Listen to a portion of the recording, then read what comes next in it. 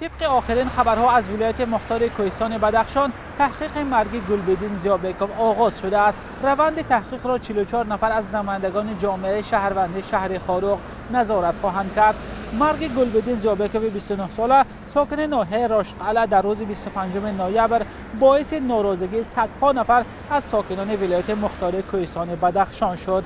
مسئولین حکومت ولایت بدخشان شام 28 نوامبر بعد گفتگوی 10 ساعته با نمایندگان اعتراضگران میدان مرکزی شهر خاروق وعده دادند که چگونه فوتیدن گلبدین ضیابکوف به طور شفاف تحقیق می شود.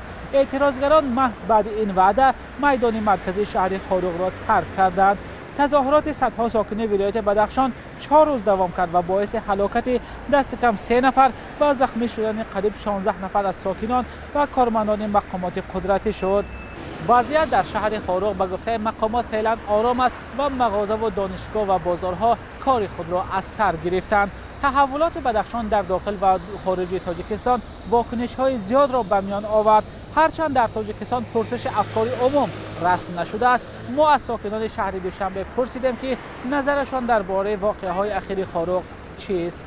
فیسبوک دیدم، همونجا بسیار جیغ زدم، گریان شدم بچه جون که من خودم بچه‌های یاش خودش شدستم، خیلی گفتم پروکرور جوای کردم شدم. خود دولت باید یگان جوشه نگاه داره، سخت کنه، بردباش کنه.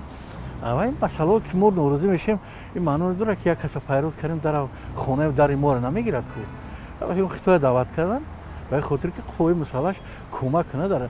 اما یک گذرگاهی هست که ضد مواد مخدر خودشو کرد.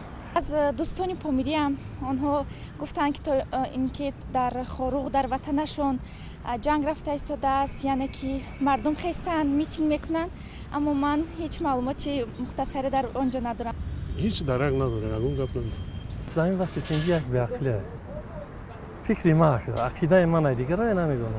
ناراضگی خودش در حق داره که هر یک انسان حق داره که برای گپ زنه. اگر حق باشه برای چی گپ زدن ممکن نیست که اگر حق باشه مرحمت. من انیق نمیدونم چی گپه اینجا، انیق نمیدونم چی گپه. خواطر نمیشید برای خشت میشه چی بنویسی خواطر میشه. خیالم خواله شد، پلوش خواله شده، من رفتم درد سر شد دیگر اونجا متنجی. رفتار مقامات درست است. مردم کردن نادرست عمل کرده است.